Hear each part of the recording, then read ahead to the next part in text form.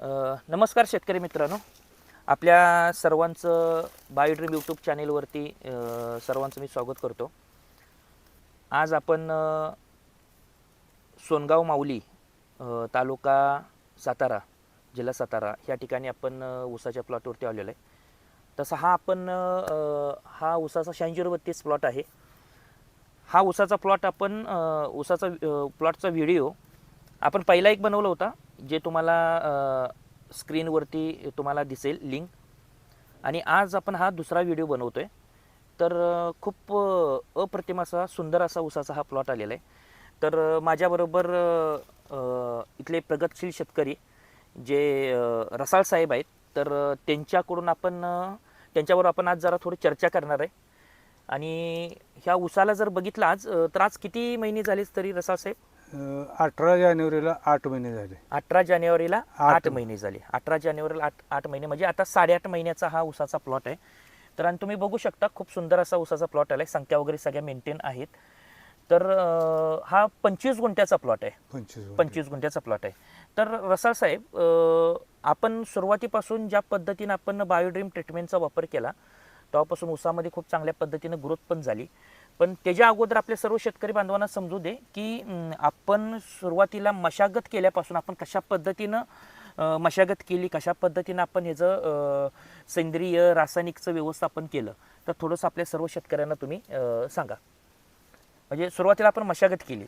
सुरुवातीचं म्हणजे मशागत महत्वाची, माझ्या माहितीनुसार मशागत महत्वाची. ओके, हां, जमिनीची मशागत पाहिजे. बरोबर. मग ते नांगरणी असो, तुमचं फणपाळी असो, बर. तर सुरुवातीला नांगरणी मी केली. उलटी म्हणजे असे उभी आडवी. अच्छा. फणपाळी केली उभी आडवी. बर. आणि शेत भुसभुशीत, शेणखत सुद्धा तसं भरपूर टाकले.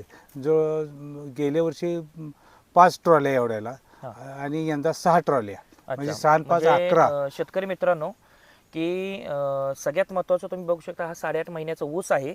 पण रसाळ साहेबांनी गेल्या वर्षी पण शेणखताच्या 5 ट्रॉल्या टाकल्या होत्या आणि त्या वर्षीही 6 ट्रॉल्या शेणखताच्या टाकल्या होत्या. तर शेणखत टाकणं किंवा हिरवळीचं खत टाकणं हे खूप महत्त्वाचं आहे. हिरवळीचं पिकं घेणं पण खूप महत्त्वाचं आहे.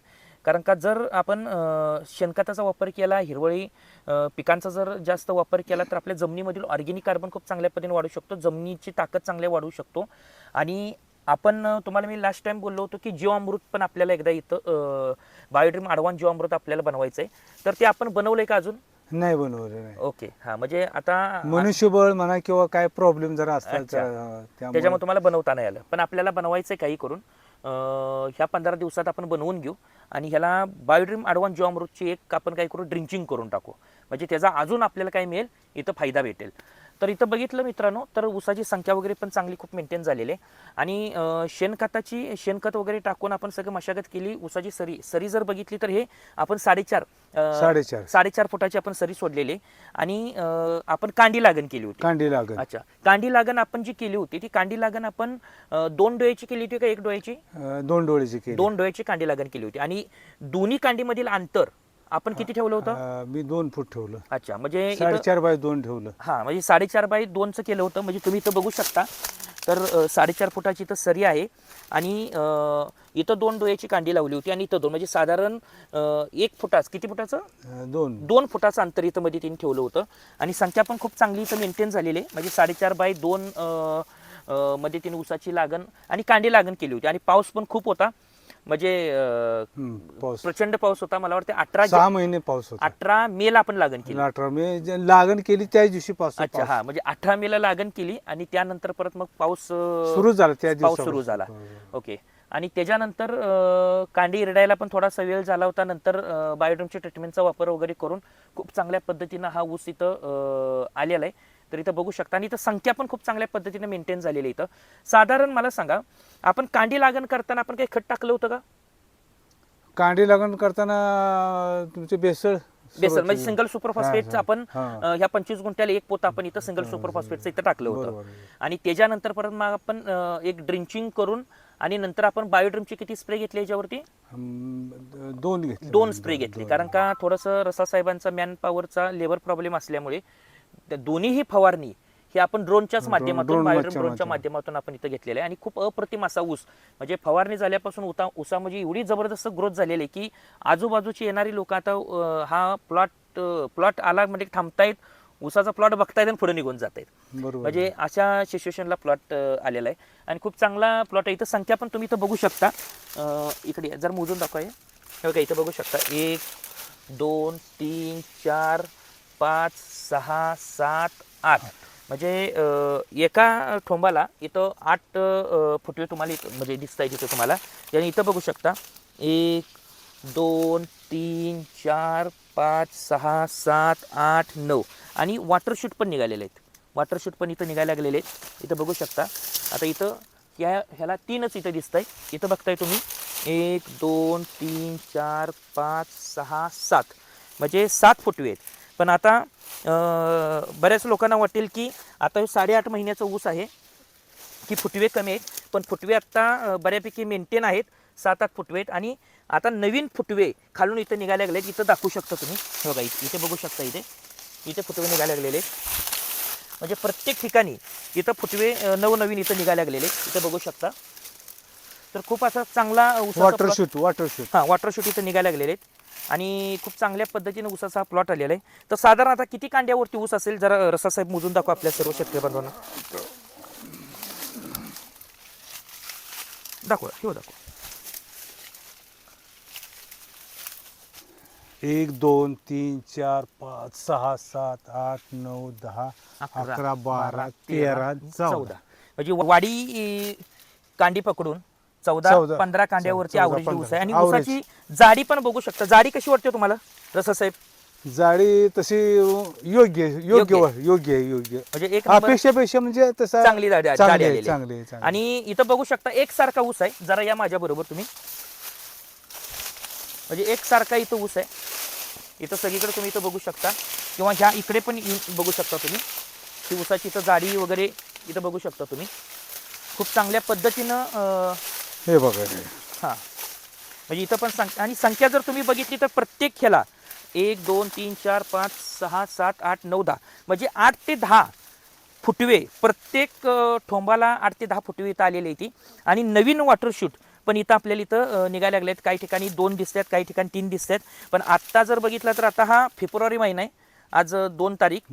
तर म्हणजे अजून कमीत कमी प्रत्येक प्रत्येक ठोंबाला साधारण 4 ते 5 नवीन फुटवे इथं निघू शकतात. आणि खूप चांगली इथं जाडी मेंटेन झालेली आहे. म्हणजे इथं बघू शकता, हे बघा 1 2 3 4 5 6 7 8 9 आणि जाडी वगैरे पण खूप चांगल्या पद्धतीनं आहे. मस्त. म्हणजे इकडे पण तुम्ही बघू शकता 1 2 3 4 5 6 7 8 9 10 आणि नवीन आणि वॉटरशूट इथं आलेले आहेत. तिकडे पण वॉटरशूट नवीन यायला लागलेले आहेत. बघा. आणि कांड्याचं दोन्ही कांड्यामध्ये अंतर भरून निघाली कुठेतरी ती कव्हर झालेलं आहे, कव्हर होत चाललंय ते. प्रत्येक ऊसाचं जर बघितलं तर 5-6 इंच 5-6 इंच असं तुम्हाला इथं कांडं दिसेल. आणि साईज खूप चांगल्या पद्धतीनं आहे. तर आणि सगळ्यात महत्त्वाचं तुम्ही इथं ऊसाचं पान बघू शकता. ऊसाचं पान जे आहे ते पान जवळजवळ इथं 4 बोटं एवढं ऊसाचं पान आहे.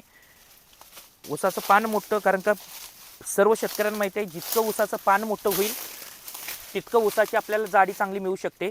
आणि आपलं नेक्सा हां म्हणजे बघू शकता इथे 4 बोटापेक्षा पण पान मोठं तुम्हाला इथं दिसेल. इथं खूप मोठं पान आहे. आणि म्हणून खरं तर इथं जाडी मेंटेन झालेली आहे. कारण आपलं नेक्सा स्टीम आणि नेक्सा ग्रो स्पेशली ऊसाची जाडी करण्यासाठी खूप चांगल्या पद्धतीने काम करतं आणि खूप चांगला असा इफेक्ट आले. तुम्ही अजून काय सांगाल म्हणजे कसा वाटतोय तुम्हाला प्लॉट एकंदरीत? जनरली म्हणजे ह्याच्या अगोदर असा कधी ऊसाचा प्लॉट आला होता का? नाही. म्हणजे पहिल्यांदाच मी म्हणजे पण करायची ती व्यवस्थितच करायचं असा दृष्टिकोन ठेवूनच मी. बरं, आपल्याला काय वाटतं आपल्याला म्हणजे आपण काय टार्गेट म्हणजे आता सांगणं तसं कठीण आहे. टार्गेट वगैरे काही नाही, फक्त पिकाची निगा राखणं किंवा हे सगळं व्यवस्थित. आणि अजून एक गोष्ट सांगायची आहे की हे राहायला सातारला असतात. सातारवरून येऊन जाऊन करतात ते. आणि ह्यांचं शेतीकडं खूप चांगलं लक्ष आहे. खूप चांगल्या पद्धतीनं त्यांची निगा वगैरे आणि सगळ्या गोष्टी ज्या वेळेला सांगाल त्या वेळेला सगळ्या वेळेवरती सगळ्या गोष्टी करतात. गेल्याच वेळेला मी व्हिजिट केली होती मागल्या एक 15 दिवसापूर्वी, त्यावेळेला त्यांना सांगितलं होतं की सगळा पाला काढून घ्या. फक्त पाला काढताना त्यांना एक सांगितलं होतं की जेवढा काही ओला पाला आहे तो अजिबात काढू नका. हाताला येईल असा. हा, जेवढा वाळलेला पाला आहे तो सगळा पाला काढून टाका. इथं खाली बघताय जेवढा वाळलेला पाला आहे तोच तेवढा तिने काढलेला आहे. कारण होतं कसं, ज्या वेळेला आपण हा ओला पाला जो आहे तो काढतो त्यावेळेला ह्याच्यामध्ये जे काही पोटॅश असतं ते पोटॅश आपण काढून टाकतोय. ज्यावेळेला हे पान वरून असं खाली वाळत वाळत येतं त्यावेळेला ह्याच्यातलं रिटर्न पोटॅश हे आपल्या ऊसाच्या जाडीसाठी खूप महत्त्वाचं असतं. त्यामुळं सर्व शेतकऱ्यांना माझी विनंती आहे, जेवढा वाळलेला पाला आहे तेवढाच तुम्ही काढा, ओला पाला अजिबात काढू नका, ज्याच्यामुळं ऊसाच्या जाडीवरती इफेक्ट इथं होऊ शकतो. तर तरी पण अंदाज काय वाटतो तुम्हाला, काय उत्पादन किती निघू शकतं आत्ताची सिच्युएशन बघून? आता बरीच आपल्याला मागाशी काही शेतकरी भेटलीत 2.5-3 टनापर्यंत जाईल असं लोकांचा अंदाज आहे, पण आपल्याला आपल्याला तुम्हाला काय काय वाटतं? कुठं स्पर्धा वगैरे करायची नाही, हा. परंतु एक शेतकऱ्याला अजून प्रोत्साहन मिळण्यासाठी काहीतरी हा, करता म्हणजे येईल का? खरंच जर ऑर्गॅनिक सेंद्रिय पद्धतीनं जैविक पद्धतीनं जर आपण गेलो तर 100% चांगल्या पद्धतीने उत्पादन आपण घेऊ शकतो. शेतकऱ्यांना बी तेवढा कॉन्फिडन्स येतो ना Confidence की आपण येईल. करू शकतो. बरोबर. करायला गेलं तर ते करू शकतो. तर खूप चांगल्या पद्धतीने इथं आलेलं आहे. तर तिने असं टार्गेट कोणतं पकडलेलं नाही की एवढाच निघाला पाहिजे, पण समाधानी आहे का तुम्ही? खूप समाधानी आहे, खूप समाधानी आहे. बरं, तर खूप चांगल्या पद्धतीनं हे आलं आहे. तर अजून आपण आज फेब्रुवारी नंतर आपण साधारण आपण मेच्या एंडिंगला आपण परत तिसरा व्हिडिओ बनवू, तिसरा भाग